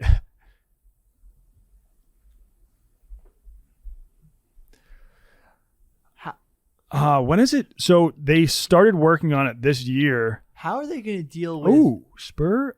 I think they want it ready. Dude, I think it's going to be done in the next 10 years, maybe.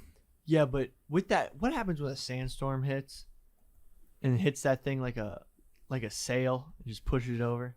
I hope they've taken that into account. It's going to be completed by 2030. So 2031, we should definitely do a trip to the line and explore it. They're saying they want to make the whole world accessible in 6 hours. I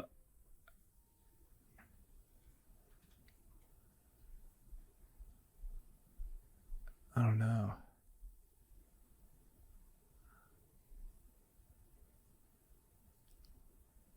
Yeah, I saw the photos. They're already like laying the foundation for it in the Saudi Arabian desert. I mean, they have the money and the fossil fuels to do So it. yeah, it's going to be 9 million people in one building. That's like 130 kilometers long. Yeah, let's watch. The thing is more. I think there's a video of someone actually starting. The line is actually happening. Yeah, see, that's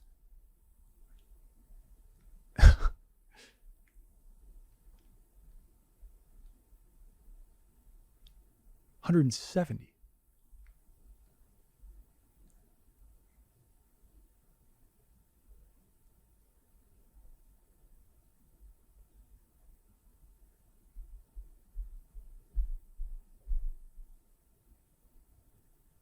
What?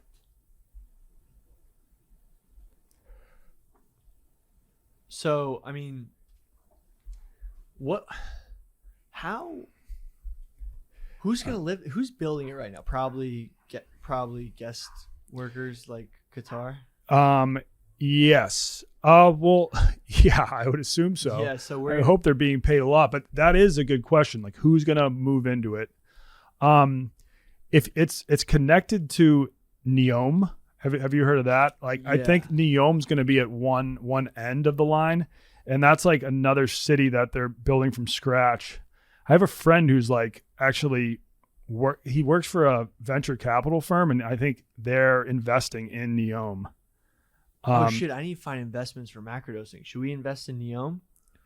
Is that a good one? You think? Yeah. Should I ask my friend? Yeah. I mean, how much do you guys have to invest? They told me to go find an investment.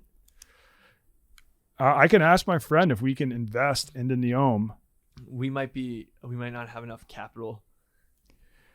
Yeah. So Neom, it's Saudi Arabia's $500. It's going to cost $500 billion to build, and it's going to be the city of the future. They want it to be like they always say it's going to be environmentally friendly, carbon neutral. Yeah. And I think like maybe after it's built, but it's like the actual building process. There's no way that can be carbon neutral. Or maybe they think it will like balance out in 20 years. But I think all the trees in there. It's a lot of trees. No, it's not the tree. I think it's just like once it's built, it's gonna incorporate all these types of clean energy. But I don't think they're using clean energy like to build it. I don't even think that'd be possible. They sling dirty energy like it's no one's business. Yeah.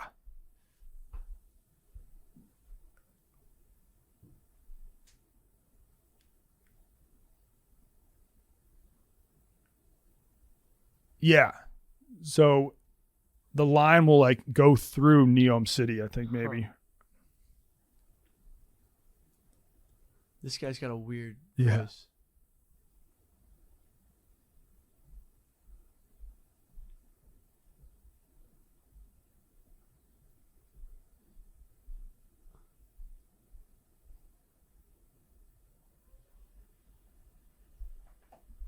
Now, will you be allowed to booze in this?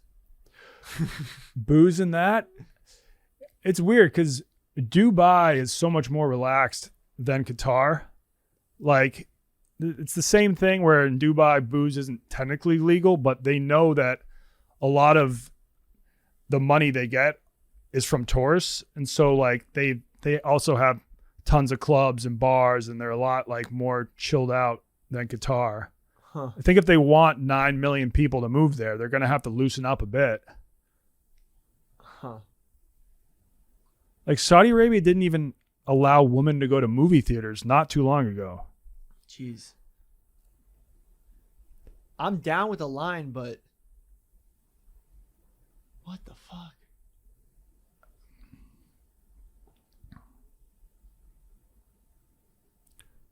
Huh.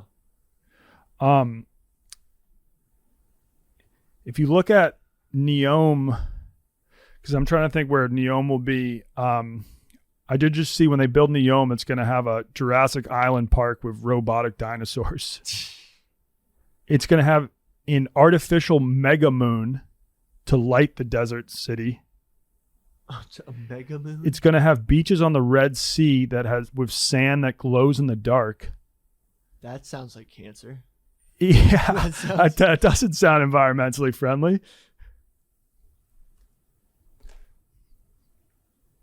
Yeah, this trench is smaller than the one they're building.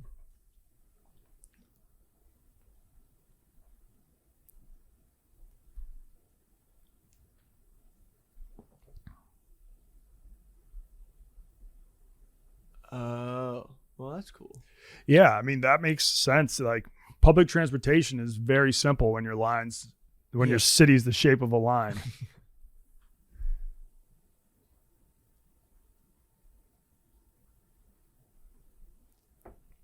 Is this the future? I mean, it's like Saudi Arabia, the only thing they have is oil. Like, they don't have enough water. Like, yeah, getting that. Yeah, oh, they have sunlight too. So, so if they make the outside, if the outside's all like a solar panel.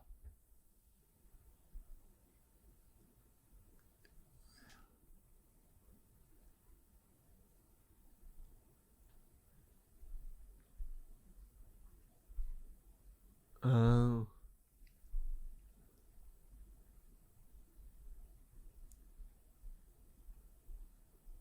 Yeah.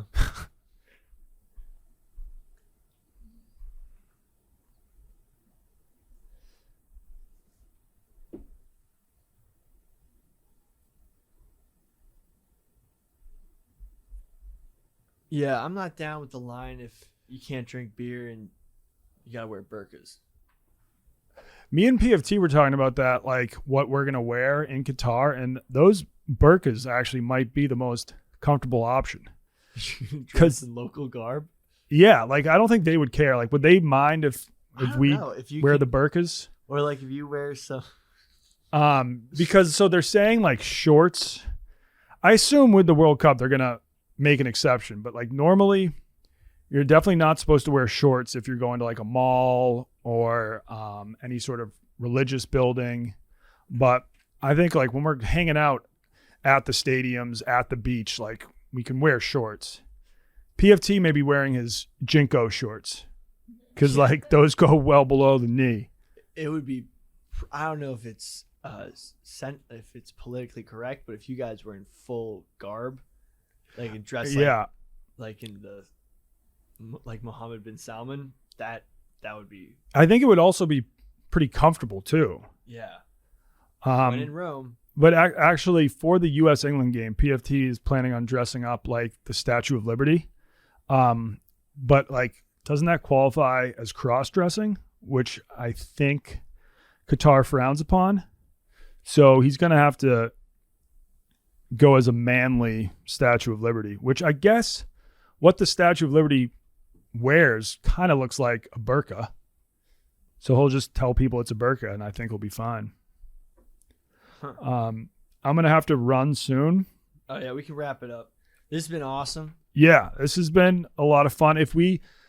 I know the whole like ancient civilization thing is pretty confusing. If we learn some more factoids, we'll be sure to let you know. Yeah, I got to actually watch the documentary.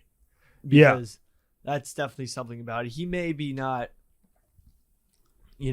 spouting. I'm not calling him a Nazi. I'm just saying that a lot of his beliefs align with some like this other guy who is a Nazi. He also seeing right now he's trying to promote his show on Netflix. I mean, there's always the possibility he'd be willing to come on. Yeah, Macrodosing. We tried. Oh yeah. Yeah. What do you say? No. Well, I think he's like, I'm just doing Rogan. Oh really? Yeah. Like, I guess if you do Rogan, what else do you have to do? That cocky son of a bitch. I know. Yeah, what the fuck? This guy definitely. Yeah. He's not. All right, well, he's a Nazi. Until he comes on to the show and Yeah. proves Come us on our wrong. show and prove us that you're not a Nazi, Graham Hancock. You won't. You won't. You bring your redheaded Genghis Khan. Randall Carlson is not a Nazi, though. He seems like a great guy. He's the geologist who actually did a lot of like scientific research to prove that there was some sort of crazy comet impact. If you search up the Scab lands, they're in Washington state, the channeled Scab lands. He thinks this, if you look at how the environment looks here, he's like the only thing that could have caused that is a catastrophic flood, like an insane flood. And Like he's a like, glacial. no, because he says this was caused in a relatively like glaciers are very slow. He's like the only thing that would have caused this is a really fast, like insanely enormous flood. And he's done the research to back that up. So that's when he first saw this, it got him thinking. He was like, there must have been some insane flood here. But how then- would how the Scablands be different than the Grand Canyon? You'll have to talk to Randall Carlson about that. Maybe he'll come on the show. Yeah, Randall Carlson, you're a Nazi unless you come on the No, show. hey, no. Randall Carlson, we just want to talk to you about the Scablands. Yeah, I mean, but like a glacial melting, like let's say a glacier. No, melts. because he said this happened really fast. Yeah. And that it just tore chunks of the rock out. I don't know how he knows that, but we'll talk about that on the next Extra Dose. Awesome. Should we keep calling it Extra Dose? We don't have to. I feel like we could come up with something better. Okay.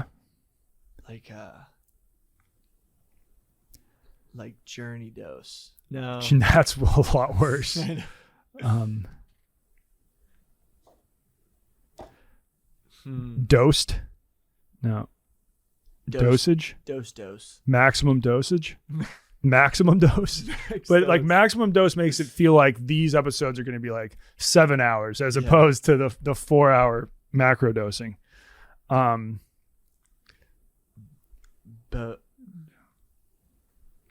I like extra dose. Extra Dose, we'll just keep it there. Okay. Let's yeah. not complicate. Yeah. Because we'll do it like it's like a little extra. Yeah. It's just like it's because then it's non-committal.